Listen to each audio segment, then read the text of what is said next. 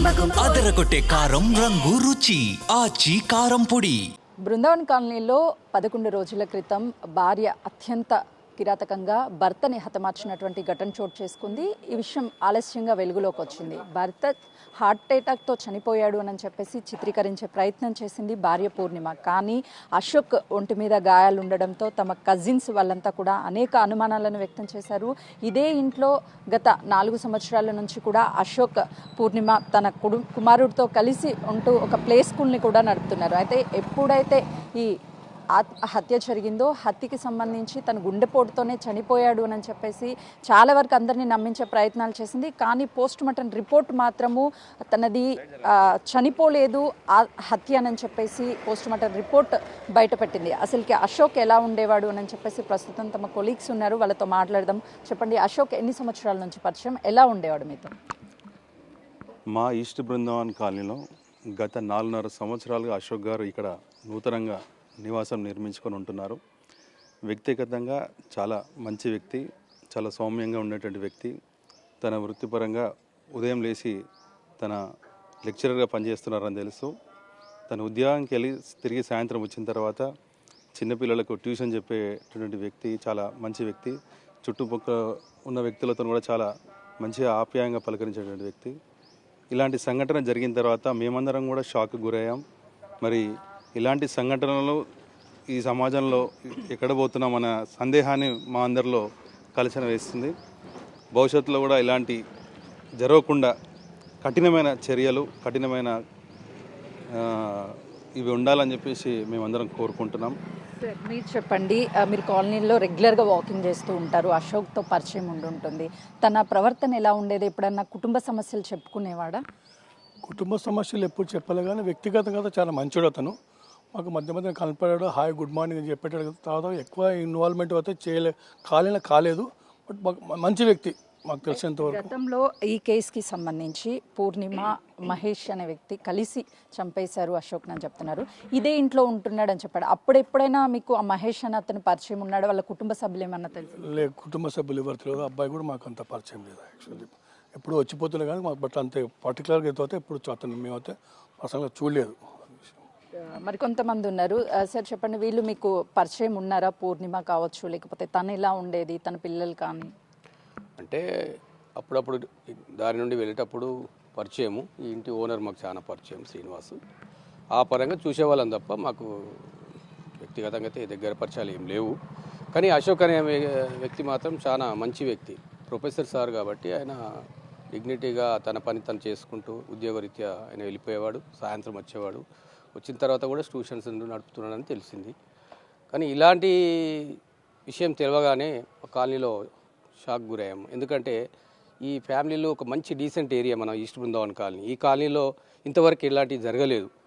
ఈ రెంట్కి వచ్చి పక్కకుండే వ్యక్తులు తనకు పనిపాట లేక తిరుగుతూ అలా ఇలా ఉండేవాళ్ళు. ఇవన్నీ ఫ్యామిలీ మెంబర్స్ బిజీలో పడి, ఫ్యామిలీ పిల్లలు, భర్త తన టెన్షన్లో తను అదే ఉద్యోగరీత్యా ఆ మైండ్లో వెళ్ళిపోతాడు. తర్వాత జరిగే పరిణామాలు అనుకోకుండా ఈ టైంపాస్కి తిరిగే పిల్లలు కానీ, కొంతమంది చిల్లరేషాలు వేసే పిల్లలు కానీ ఇలాంటివి చేసి మంచిగా ఉన్న వ్యక్తులను కూడా చెడగొట్టడం జరుగుతుంది. సార్, ఎందుకంటే మహేష్ గతంలో మీరు అన్నట్టుగా ఇంట్లో ఉండేవాడని చెప్తున్నారు. వాళ్ళు ఖాళీ కూడా చేయించారు, తన ప్రవర్తన బాగోలేకని చెప్తున్నారు. వాస్తవమేనా? ఇది తెలిసింది, ఈ మధ్య మాకు తెలిసింది. ఇవి సంఘటన జరిగిన తర్వాత తెలిసిన విషయాలు, కానీ అంతకుముందు బయటికి ఎప్పుడు రాలేదు. కానీ తెలిసినాక మేమంతా అదే షాక్ గురయ్యాము. ఇట్లాంటి మన కాలనీలో కూడా జరుగుతున్నాయా?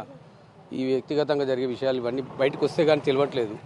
ఇక ముందు మేము కూడా మా ఓనర్స్ కానీ జాగ్రత్త పడాల్సిన అవసరం ఎంతోగా ఉంది. ఎందుకంటే ఎక్కడెక్కడి నుంచో వచ్చే పిల్లలు, ఎలాంటి పిల్లలు ఏందని తెలియకుండా అన్నీ తెలుసుకొని మనం ఇచ్చే రెంట్కి ఇచ్చేటప్పుడు కూడా కొన్ని జాగ్రత్తలు తీసుకోవడం మంచిదని మాకు ఇప్పుడు అర్థమవుతుంది. సార్, మీరు చెప్పండి, ఎందుకంటే ఇంటి పక్కనే ఉన్నారు, అసలుకి వాళ్ళ బిహేవియర్ ఎలా ఉండేది?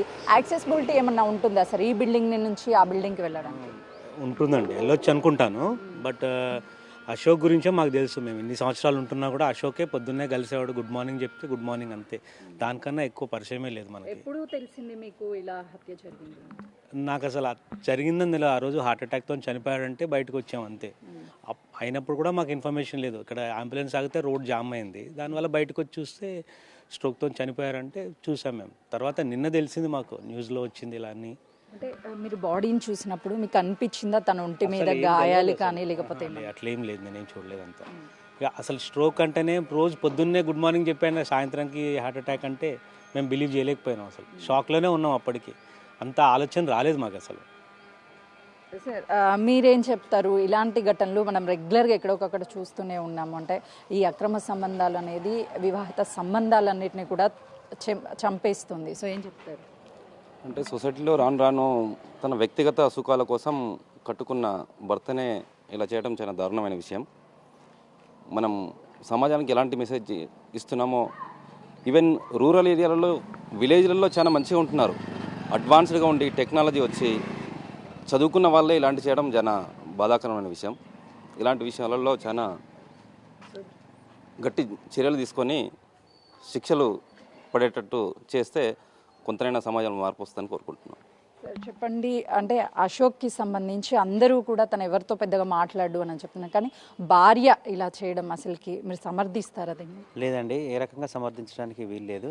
తను ఏంటంటే పాపం ఒక లెక్చరర్ ఫీల్డ్లో ఉండి తన బాధ్యత తను చూసుకుంటూ ఫ్యామిలీని చూసుకుంటూ చేయడం అనేది చాలా ఘోరమైన విషయం. మేమందరం మా కాలనీ వాళ్ళకు కూడా చాలా బాధపడుతున్నాం. ఇది జరగకూడని సంఘటన.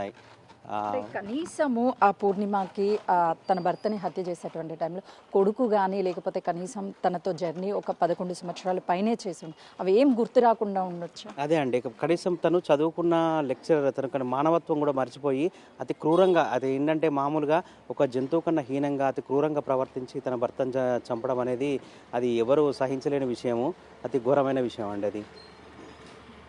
ఏం చెప్తారు అలాంటి వాళ్ళకి? ఇప్పుడు బాబు ఒంటరివాడైపోయాడు, ఆమె జైలు పాలైపోయింది, నమ్మినటువంటి భర్తని చంపేసుకుంది, తన లైఫ్ ఏంటి, పిల్లల లైఫ్ ఏంటి? అది ఇప్పుడు పాపం బాబుకు ఎవరు సమాధానం చెప్పలేరండి. ఎందుకంటే తన తండ్రిగా తను ఎంత చేయాలనో పాపం కనీసం బ్రతుకుంటే చేసేవాడు. కాకపోతే తండ్రిని కోల్పోయాడు, ఆ పిల్లల్ని అనాథం చేశాడు, కుటుంబం అంతా చిన్నభిన్నం అయిపోయింది. తను ఎవరు ఏం న్యాయం చేయలేదు. కాకపోతే తన ఆత్మకు శాంతి కూర్చోాలంటే మాత్రం తనకు సరైన శిక్ష అనుభవించి సరైన శిక్ష చేయాలని మాత్రం కోరుకుంటున్నామండి. ఎగ్జాక్ట్లీ, ఎందుకంటే మీరు ఎన్నో సంవత్సరాల నుంచి కాలనీలో ఉంటున్నారు, ఎప్పుడు ఇలాంటి ఘటన జరగకుండా ఉండొచ్చు. కానీ తను అశోక్ ఎన్నో ఆశలతో ఇల్లు కట్టుకున్నాడు, కుటుంబం కోసం ఉన్నాడు, కానీ భార్య అలా చేయడాన్ని ఏం చెప్తారు? వివాహ సంబంధంలో ఇలాంటి ఘటన చాలా దిగ్భ్రాంతం గురి చేసిన అందరినీ, ప్రతి ఒక్కరిని, ప్రతి ఒక్క కుటుంబాన్ని ఆలోచింపజేసే సంఘటన ఇది. మరి ప్రత్యేకించి మా కాలంలో మీరు అన్నట్టు ఇది మొదటిసారి, ప్రథమం. ఇలాంటి సంఘటన భవిష్యత్తులో ఎలాంటివి జరగకుండా ఉండాలంటే చట్టాలు మరింత కఠినంగా ఉండాలి. ఇలాంటి వాటిని నిర్ధారించిన తర్వాత శిక్షలు చాలా కఠినంగా ఉన్నప్పుడే మరి ఇలాంటి సంఘటనలు జరగకుండా ఉంటాయని మేము ఆశిస్తూ ఉన్నాం. చూసినాం కదా, అయితే మొత్తానికి పూర్ణిమ ప్లాన్ ప్రకారమే తన భర్తని హతమార్చడానికి మహేష్ అదేవిధంగా సాయి సహాయం కోరుతూ ఇంట్లోకి పిలుచుకొని హత్య చేసింది. కానీ 11 రోజుల పాటు ఏం తెలియనట్టుగానే తను ప్రవర్తించినటువంటి తీరు అందరినీ ఆశ్చర్యానికి గురి చేస్తుంది. ఎందుకంటే ఎవరైనా సరే భర్త చనిపోయినప్పుడు శోక సంద్రంలో మునిగిపోతారు, బయటికి రాలేనటువంటి పరిస్థితి ఉంటుంది. కానీ పూర్ణిమ మాత్రము ఘటన జరిగినటువంటి 3వ రోజే ప్రియుడితో కలిసి షాపింగ్కి వెళ్ళడం, బయటికి రావడం ఇదంతా కూడా చేసింది అని చెప్తున్నారు.